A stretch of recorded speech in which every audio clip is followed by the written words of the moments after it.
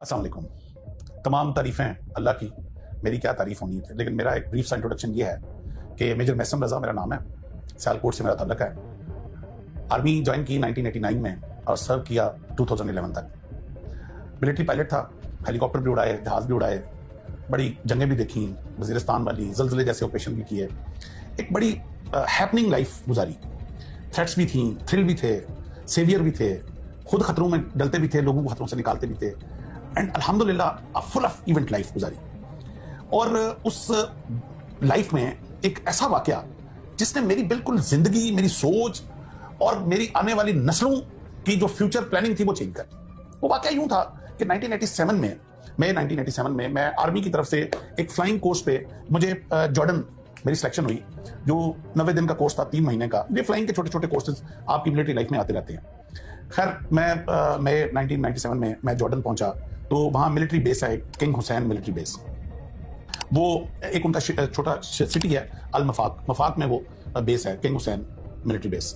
जब वो उनके कर्नल साहब थे, कर्नल हुसैन नाम था उसका, वो जो उनके उसको जीवन क्वाड कहते हैं, जो कोऑर्डिनेशन करता था तमाम एलाइड ऑफिसर जो बाहर से आए होते थे उनकी रेजिडेंस। और जब उसने लिस्ट दी हमें कि कौन किधर ठहरेगा, तो उसमें वो एक फ्लैट था जिसमें 2 पायलट्स ने रुकना था। जो तमाम फॉरेन पायलट्स जितने भी थे वो 2-2 पेयर किया हुआ था। तो जो मेरे साथ पेयर था वो इजरायली पायलट था। मैं झंडा देख के इजराइल का, तो एकदम दुनिया में चंद ही वो कंट्रीज हैं जिनके झंडे देख के हम ऊपर से नीचे होते हैं, तो उनमें से लकीली एक इजराइल है। तो मैं एकदम आई वाज शॉक्ड, और मैं कर्नल हुसैन को मैंने कहा जाके कि सर आपको पता भी है कि diplomatically we are not aligned with Israel, so if you could change my flatmate. तो उसने एकदम कलम पकड़ा, उसने कहा हाँ व्हाई नॉट, यस। तो अच्छा, जब वो काटने लगा तो ऐसे मेरी तरफ ऊपर देख के मुझे कहता है, but just for your information that pilot of Israel requested me to be your flatmate. अब जब मैंने ये सुना कि दुश्मन ने ये चैलेंज दिया कि मैं पाकिस्तानी ऑफिसर के साथ मुझे कर दें, तो मैंने कहा अब मैं नाम कटवाऊं तो फिर मैं पाकिस्तानी नहीं। तो I accept this challenge, I will live with Israeli pilot for 90 days and then life starts. 2-4 दिन तकल्लुफ में गुजरे, वो भी थोड़ा रिजर्व लगा। वो समझ रहा था पता नहीं मैं कोई आईएसआई का एजेंट हूं। चंद दिनों में हमें ये समझ आ गई कि ना मैं आईएसआई का एजेंट हूं, ना वो मुसाद का एजेंट है। तो हम दोनों पायलट हैं और कोर्स करने आए हुए हैं। 8-10 दिन के बाद बेतकल्फी हो गई, सुबह क्लास में इकट्ठे जाना, शाम को खाना इकट्ठे खाना। जब बेतकल्फी इस लेवल की हुई तो मैंने उससे पूछा, मैंने कहा you requested me to be your flatmate, he said yes. मैंने कहा is there any particular reason for that? तो जो उसका जवाब था शुएब का, वो मेरा लाइफ चेंजिंग, मेरी पाकिस्तान के साथ मोहब्बत उस दिन मुझे मेरी पैदा हुई मेरे अंदर। उससे पहले मैं बाय डिफॉल्ट पाकिस्तानी था, लेकिन मैं 1997 इस वाकये के बाद मैं बाय चॉइस पाकिस्तानी। उसने जो जवाब दिया वो मैं बार बार इस कौम को वो जवाब बताना चाह रहा हूं। मैं इससे पहले वाली भी एक वीडियो में, मैं उससे पहले वाले एक प्रोग्राम में मैं बताता। ही सेड के हम पैदा हुए थे तो मां की गोद से हमें बताया गया था कि तुम्हारा दुश्मन अरब नहीं है, तुम्हारा दुश्मन पाकिस्तान है। कहता है उसके बाद मकतब में आए तो मकतब में हमें पढ़ाया गया कि तुम्हारा दुश्मन पाकिस्तान है। कहता है मकतब के बाद स्कूल में, मकतब उनके कहते हैं मदरसे टाइप को जो कंपलसरी है स्कूल से पहले।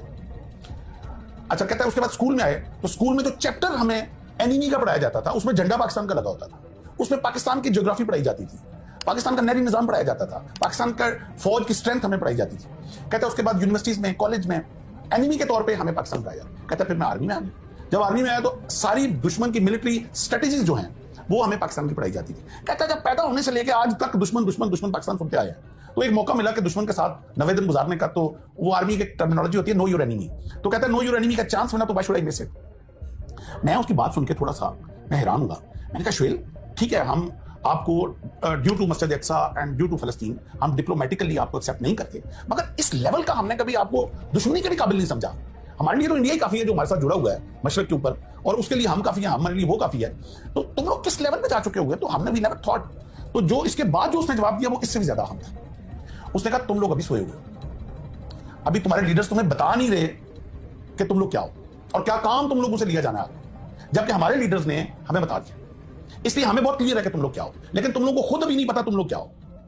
और जब मैंने थोड़ा इसरार किया, उसको अनफोल्ड किया, तो उसने कहा कि कभी तुम लोगों ने गौर किया कि पूरी दुनिया का नक्शा ले लो, पूरी दुनिया में 2 कंट्रीज ऐसे हैं जो रिलीजियस आइडियोलॉजी की बुनियाद पर बने हैं, और वो एक पाकिस्तान है और एक इजराइल है। पाकिस्तान बना 1947 में, इजराइल बनता 1948। अब what a coincidence, what a coincidence कि 9 महीने के अरसे के अंदर अंदर 2 मुल्क जो काम जब से दुनिया बनी थी नहीं हुआ था, और वो एक ही 9 महीने के अंदर अंदर वो काम दुनिया में होता है। पाकिस्तान बनता है 27 रमजान को, वो मुबारक ताक रात जिसके लिए हमारा कुरान भी ना अंज़लना पूरी उतरी उसके ऊपर, हमारी सारी दुनिया जानती है। कि वो ताक़त क्या है हमारे लिए। जिस रात फरिश्ते उतरते हैं अपनी रहमत के लिए, खुदा फरमा रहा है, और साथ वो भी अल्लाह का है, तुम क्या जानोगे ये रात क्या है। और इजराइल बनता है 1948 में। अब जब वो कहता है, शोएल कहता है मुझे कि ये ऐसे ही नहीं बना, ये बाय डिवाइन हुआ है, और जब एंड ऑफ द वर्ल्ड जो जंग होनी है वो हमारे दो मुल्कों के बीच में होनी है। आधी दुनिया तुम्हारे पीछे खड़ी होगी, आधी दुनिया हमारे पीछे खड़ी होगी, और ये उसके लिए तैयारी की जा रही है। अच्छा, मैं उसकी बातें सुन के मैंने कहा यार ये लंबी छोड़ गया, ये क्या बात कर रहा है, इसके पीछे तो आधी दुनिया खड़ी होगी, वो तो समझ आता है, अमेरिका इसके पीछे यूरोप है, इसको बनाने वाले यूरोपियन है, तो हमारे पीछे कौन खड़ा होगा।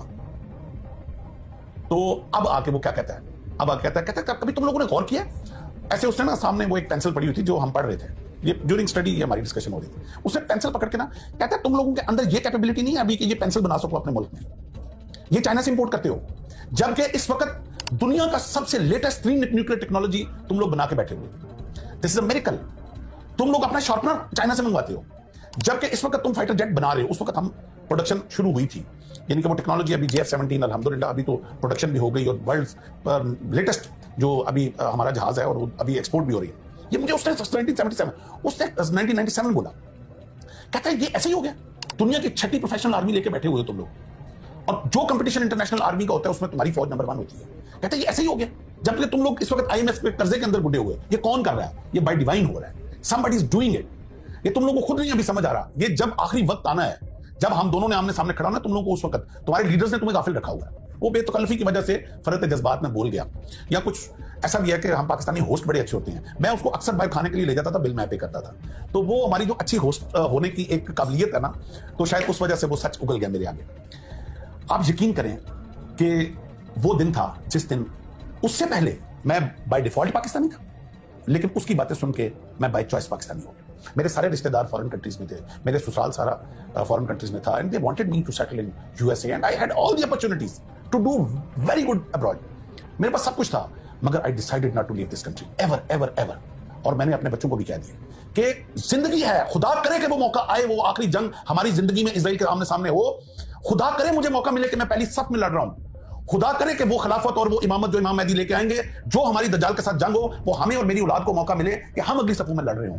इसलिए हम कभी ये ना इस मुल्क को छोड़ सकते हैं, न कभी इस मुल्क के ऊपर आंच आने देंगे, हम अपना खून बहा देंगे, क्योंकि हमें अपने दुश्मन से वो बात पता है। वो कहता है तुम लोग इस वक्त जो एग्रीकल्चर रेवोल्यूशन, तुम्हारा इंडिया पानी, ये मुझे उसने बताया 1970 कि इंडिया प्लान कर रहा है तुम्हारा एग्रीकल्चर तबाह करने के लिए, और तुम्हारा सारा पानी बंद कर रहा है, और तुम्हारे अपने बिके हुए बीच में जो पानी बंद करवा रहे हैं। और बाद में वो जमात रिशा पकड़ा गया जो बिका हुआ था, खुदा लानत करे उसके ऊपर और उसके आल औलाद के ऊपर, जो ऐसा शख्स पैदा हुआ जिसने अपने मुल्क का सौदा किया और हमारे पानी को बर्बाद किया जाके, जो दरियाओं का उसने इंडिया के साथ सौदा किया। तो भाई ये हबील और कबील की जंग है, ये हक और सच की जंग है, ये डे 1 से जिस दिन इंसानियत बनी है ये जारी हुई, ये जंग जारी रहेगी। अब आपकी चॉइस है, आपने हक के साथ खड़े होना है या आपने बातिल के साथ खड़े होना है। ये जंग आदम के बाद हबील और कबील में जारी रही, ये मूसा और फिरौन में जारी रही, ये नबी करीम सल्लल्लाहु अलैहि वसल्लम और कुरैश के बीच में जंग जारी रही, ये बाद में हुसैन और यजीद की जंग है। ये हक और बातिल क़यामत तक रहेगी। हमने ये फैसला करना है कि मुसीबतों से, ये बिजली के बिलों से, ये नाकस पॉलिटिकल सिस्टम से तंग आके हमने अपनी फौज को गालियां देनी है, हमने अपने मुल्क को गालियां देनी है, और ये गालियां देके हमने जाके बातिल के साथ खड़े हो जाना। वो 4 दिन की जिंदगी है यार, कौन सी लंबी जिंदगी लेके आए हो, कौन था यार, कौन हजारों साल जिया है। आज हमसे बड़े बड़े लोग जो पहले पैदा हुए इतनी आसाइशों की जिंदगी जी रहे थे, आज कब्रों में पड़े हुए हैं। 4 दिन की जिंदगी है ये, सिर्फ ये इम्तहान की जिंदगी। आपने हक के साथ खड़े रहते हो या तुम मुसीबतों से तंग आके बातिल की तरफ। जो लोग आज अपनी फौज को गालियां दे रहे हैं, ये चंद लम्हे के लिए करबला की उस जंग और उस आग की तपश को याद कर लें कि जो मुसीबतें उन्होंने उठाई अहले बैत ने, और किस तरह उन्होंने हक के साथ खड़े रहे। खुदा के लिए वो मुझे इलामा इकबाल का एक बड़ा खूबसूरत शेर याद आ गया, मीरे अरब को आती है ठंडी हवा जहां से, मेरा वतन वही है, मेरा वतन वही है। ये मेरे आका सल्लल्लाहु अलैहि वसल्लम को ठंडी हवा हमारे मुल्क से आई है। ये है वो फौज जिसने निकलना है इमाम मेहदी के साथ और जिसने दज्जाल के साथ लड़ना है। हमें ये विजन ये इजरायली अफसर ने दे दी थी, उनको पता है कि ये फौज है जिसने लड़ना है।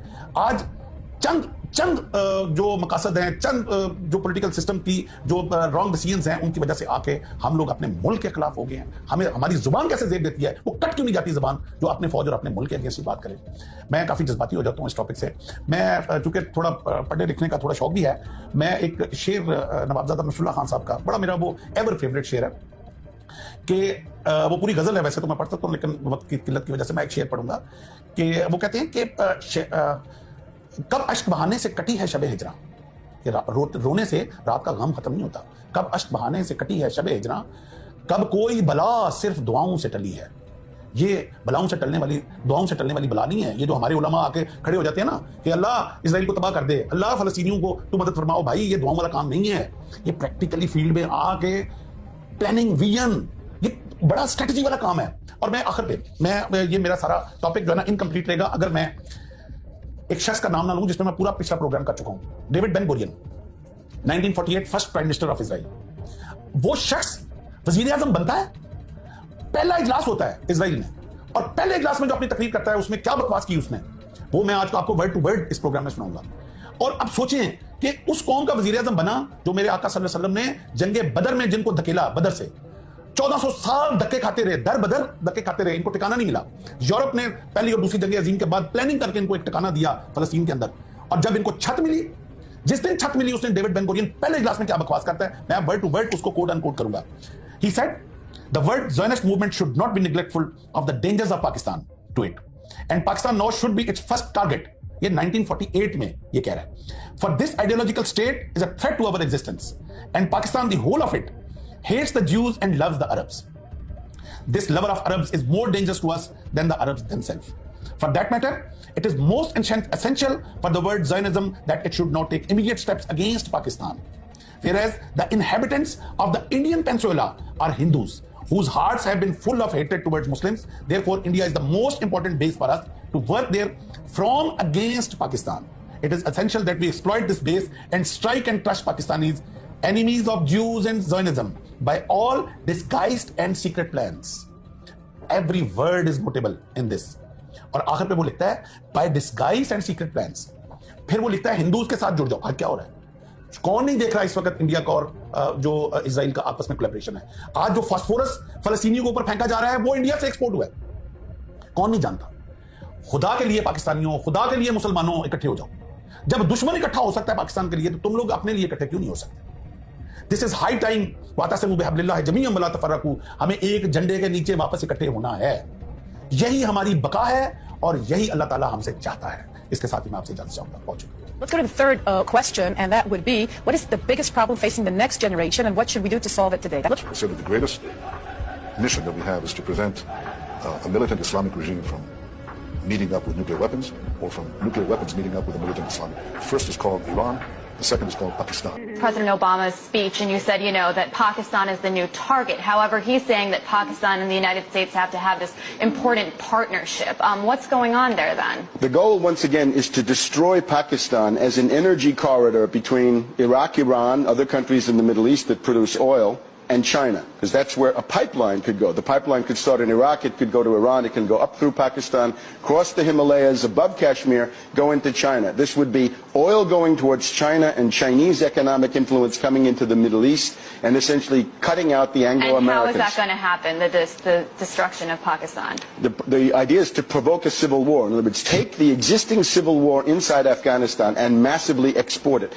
The U.S. would possibly consider a direct attack on Pakistan, but they can't, because Pakistan is too big and it has nuclear weapons. So there's nuclear deterrence. The only way to do it is to take the Pashtun population in Afghanistan and Pakistan, rile them up into an independence movement, do the same thing with the people in Baluchistan, and with that you've carved Afghanistan, you've broken Pakistan into 4 pieces or 3, and you've even started to carve Iran, because those Baluchis are a peripheral group of the Iranians. So परचम हिलाल के